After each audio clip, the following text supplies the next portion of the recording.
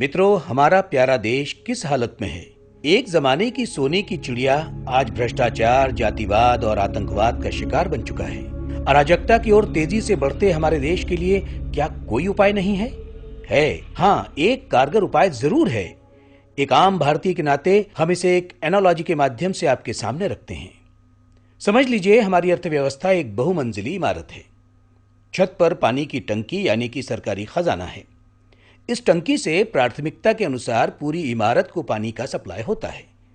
लेकिन ये क्या, यहां टंकी में पर्याप्त मात्रा में पानी है ही नहीं। ऐसा क्यों? नीचे वाली हौद में तो पानी है, पानी उठाने वाले पंप भी चल रहे हैं, फिर भी ऊपर वाली टंकी में पर्याप्त मात्रा में पानी क्यों नहीं आ रहा है? अरे, ये पानी उठाने वाली नलियों से बड़ी मात्रा में पानी बाहर फिसल रहा है, क्योंकि ये सभी नलियां पुरानी हो गई हैं, सड़ी हुई हैं, फटी पड़ी हैं। ये पंप और ये नलियां हमारे देश की कर व्यवस्था है, जो हमारे स्थानीय, राज्य और केंद्र सरकारों को पर्याप्त मात्रा में राजस्व यानी कि आय प्रदान करती है। इस लीकेज से यानी कि कर चोरी की वजह से कानूनी अर्थव्यवस्था के बजाय समांतर अर्थव्यवस्था ही मजबूत हो रही है, और ये शासन व्यवस्था के आय के पक्ष की बड़ी गंभीर त्रुटि बन चुकी है। इस रिसाव का, लीकेज का कोई हिसाब नहीं है, इसलिए ये अनअकाउंटेबल है। इसको काला पैसा भी कहा जा सकता है। दूसरी तरफ टंकी में जितना भी पानी है वो सभी मंजिलों को पूरी तरह पहुंच ही नहीं रहा है। सप्लाई करने वाली नलियों से भी रिसाव हो रहा है। यह है भ्रष्टाचार। ऊपर से 100 रुपये भेजे तो नीचे 10 रुपये भी नहीं पहुंचते। इस भ्रष्टाचार की वजह से समांतर अर्थव्यवस्था बढ़ती ही जा रही है। इस पर शासन क्या कर रहा है? बाहर से टैंकर से पानी लाकर निचले वाले हौद में डाला जा रहा है, यह सोच के शायद ऊपर वाली टंकी तक पर्याप्त पानी पहुंच जाए।